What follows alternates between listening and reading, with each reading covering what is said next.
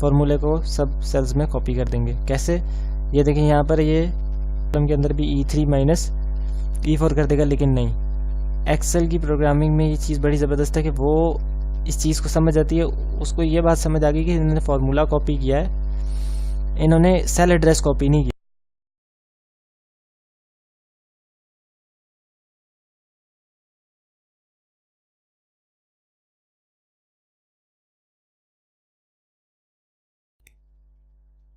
बिस्मिल्लाहिर्रहमानिर्रहीम, अस्सलामु अलैकुम।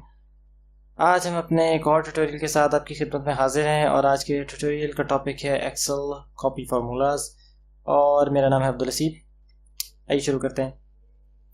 अच्छा जी, ये डाटा पिछले ट्यूटोरियल का है, ठीक है, जैसे हमने पिछले ट्यूटोरियल में भी जिस डाटा पर काम किया था, हमने देखा था पिछले ट्यूटोरियल में कि एवरेज कैसे निकाली हमने फार्मूलाज के थ्रू, सम कैसे लिया, उसके चंद एक तरीके हमने देखे थे। आज का टॉपिक है फार्मूलाज कॉपी करने का, जो पिछली बार मैंने कहा था कि अगले ट्यूटोरियल्स में मैं आपको बताऊंगा, तो आप उसकी टर्न आ गई है। तो देखिए, पिछली बार जो हमने फार्मूला लगाया था वो क्या था, आप देख रहे हैं फार्मूला बार ऊपर बता रही है। अब जिनको फार्मूला बार के ये फार्मूला बताने और सेल्स में जो चेंज होती जा रही हैं वैल्यूज़, जैसे हम सेल्स के ऊपर जाते जा रहे हैं, जो फार्मूला बार के अंदर वैल्यूज़ चेंज हो रही हैं, सेल के अंदर कुछ है, फार्मूला बार के अंदर कुछ है। तो जो कॉन्सेप्ट जिन लोगों का क्लियर नहीं, वो फार्मूला बार वाला मेरा ट्यूटोरियल जाके देखें, क्योंकि उसमें ये कॉन्सेप्ट मैंने सारे क्लियर किए हैं फार्मूला बार के बारे में। अब मैं वो रिपीट नहीं करूँगा। अच्छा जी, तो यहाँ पर आप देखें कि ये हमने ऊपर और नीचे वाले दो सेल्स को आपस में सब्ट्रैक्ट किया था, जो कि परचेज और सेल को रिप्रेजेंट कर रहे थे, और यहाँ पे रिमेनिंग यानी कि बचा कुछ उसका आंसर आ गया।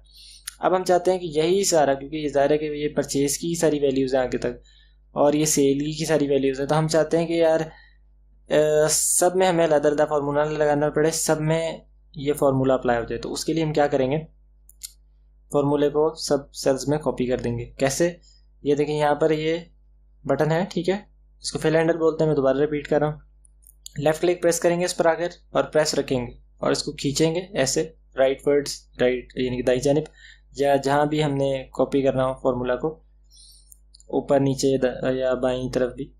हमने सिर्फ दाईं तरफ करना, इसलिए मैं दाईं तरफ ले जा रहा हूँ, और ये हमने ड्रैग किया और यहाँ तक, क्योंकि हमने जून तक करना था, ला के यहाँ पे छोड़ दिया, लेफ्ट क्लिक किया, देखिए सब में फार्मूला कॉपी हो गया। अब सिर्फ ये नहीं है कि फार्मूला कॉपी हुआ है, लेकिन आप सोच रहे हो कि फार्मूला तो E3 माइनस E4 है, तो ये क्या हो रहा है, ये तो वहाँ पर भी F में भी जाके F कॉलम के अंदर भी E3 माइनस E4 कर देगा, लेकिन नहीं।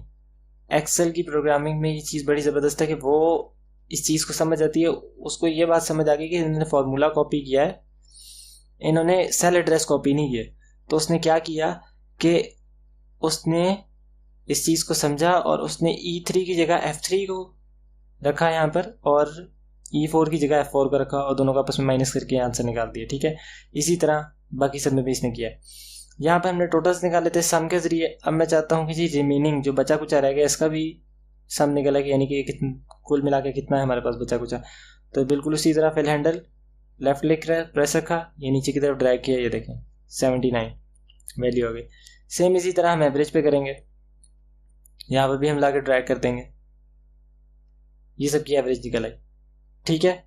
ये सेम चीज़ है, इस तरह से मतलब यानी कि करके तो हम फार्मूलाज को सारे के सारे फार्मूलाज को कॉपी कर सकते हैं, पेस्ट कर सकते हैं। इस तरीके के थ्रू आप मुख्तलिफ फार्मूलाज को आगे चल के कॉपी कर सकेंगे। कहीं ना कहीं आगे जाकर ऐसा होगा कि शायद आप कुछ फार्मूलाज को कॉपी ना कर सकें, या उनमें आपको कुछ पेचीदगियाँ आएँ, तो जाहिर है कि अभी उसमें वक्त लगेगा, क्योंकि हम उन ट्यूटोरियल्स तक जब पहुँचेंगे तो उन चीज़ों को भी एक्सप्लेन मैं करूँगा। बड़े बड़े डेटाबेसेस होते हैं, वहाँ पे ऐसी प्रॉब्लम हो जाती है कि बाज़ वक़्त हम कोई फार्मूला कॉपी करने की कोशिश कर रहे होते हैं और वो नहीं हो रहा होता, और बज़ाहिर उसमें हमें कोई प्रॉब्लम या गलती किसी भी किस्म की कोई चीज़ नहीं नज़र आ रही होती कि जिससे हम समझ सकें कि क्या वजह है जिसकी वजह से ऐसा नहीं हो रहा। लेकिन बावजूद इसके कोई ना कोई रीज़न होती है जिसकी वजह से वो काम नहीं हो पा रहा होता, हमारी लाख कोशिश के बावजूद भी वो नहीं हो पाता। आपने परेशान नहीं होना, आपने ये नहीं सोचना कि यार एक्सेल तो जी मेरा सिर दर्द है, समझ ही नहीं आती। अब यहाँ पे तो करके दिखाया था कि ऐड करो, तो इस तरह से ऐड भी हो गया, फिर उस ऐड के फार्मूला को कॉपी कर लो तो वो कॉपी भी हो गया था। हम जब कर रहे हैं तो वो नहीं हो रहा। आप जब इस तरह हमने जब इस तरह किया था जिस तरह उन्होंने दिखाया था, तो ऐड वाले कॉपी हो जाते हैं, सब्ट्रैक्शन वाले कॉपी हो जाते हैं, मल्टीप्लिकेशन डिवीजन वाले कॉपी हो जाते हैं, लेकिन आगे अब ये फार्मूले भी तो कॉपी होने चाहिए ना। तो इस चीज़ से आपने परेशान नहीं होना, एक्सेल में कई चीज़ें हैं, कई सारे फैक्टर्स होते हैं जिनकी वजह से बाज़ कोई काम नहीं होता, तो उसके अंदर कुछ ना कुछ और एडिशनल टास्क परफॉर्म करने की ज़रूरत होती है, फिर वो काम होता है। तो मैं ये बात इसीलिए क्लियर कर रहा हूँ क्योंकि फार्मूलाज का ज़रा काम ट्रिकी होता है, बल्कि बहुत ट्रिकी होता है। एक्सेल सारा बेसिक फार्मूलाज पे करता है और एक्सेल को बड़ा टफ सॉफ्टवेयर समझा जाता है। नो डाउट ये एक टफ सॉफ्टवेयर है भी, लेकिन उतना टफ नहीं है जितना इसको टफ बना दिया गया।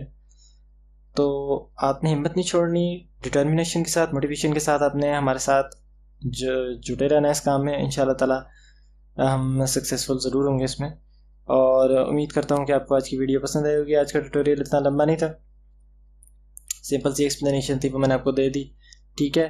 और अगर आपके कोई भी सवालात हैं इससे रिलेटेड आज के ट्यूटोरियल से, तो आप कमेंट्स के अंदर पूछ सकते हैं। और हमारी वीडियोस को लाइक कीजिए, हमारी वीडियोस को शेयर कीजिए, चैनल को सब्सक्राइब कीजिए, नोटिफिकेशन बेल वाले आइकन को दबाना बिल्कुल भी मत भूलिए। और इसके अलावा मैं ये कहता चलूँगा कि अपना खूब ख्याल रखें, और साथ ही साथ इंशाल्लाह ताला अगले ट्यूटोरियल में हमारी मुलाकात होगी। और एक चीज़ जो मैं कहना चाहता हूँ, ऑलमोस्ट मैं हर बार ही कहता हूँ कि देखिए, जिन भी लोगों को इन चीज़ों की ज़रूरत है, जो भी लोग जॉब से बैठे हैं, आप देखते हैं आपके कोई जानने वाले या कोई भी हैं, तो उनके साथ ये वीडियोस शेयर करें ताकि उनके लिए भी आसानी हो। और इसके अलावा यह है कि अगर आपको कोई सजेशन है आपके पास, या आपको कोई तरीका हमारा इतना ठीक नहीं लगता समझाने का, कोई चीज़, कोई भी, मिसाल के तौर पे जैसे होता है कि यार नहीं आप तो इस बोलते हैं, या बाज़ वक़्त आप कोई चीज़ छोड़ देते हैं बीच में से, ऐसा किसी को कुछ फील हुआ हो, तो वो भी इस कमेंट्स के अंदर प्लीज़ हमें बताएं, हमें सजेस्ट करे, जो भी मतलब बेहतर आइडिया उसके जहन में हो। तो इंशाल्लाह ताला हम उस पर गौर करके तो मज़ीद अपने ट्यूटोरियल्स को बेहतर बनाने की कोशिश करेंगे। इसके अलावा मैं एक रिक्वेस्ट करता चलूँ कि वीडियो पूरी देखा करें प्लीज़। वीडियो पूरी नहीं देखेंगे, आपको चीज़ की समझ नहीं आएगी, बाद में आप कहेंगे नहीं इनकी तो समझ ही नहीं आती। तो बात ये है कि फिर कसूर मेरा तो नहीं है ना। अगर आप पूरी नहीं देखेंगे तो आपको समझ भी नहीं आएगी, तो पूरी देखें। तो इंशाल्लाह ताला आपसे मुलाकात होती है अगले ट्यूटोरियल में, तब तक के लिए अल्लाह हाफ़िज़।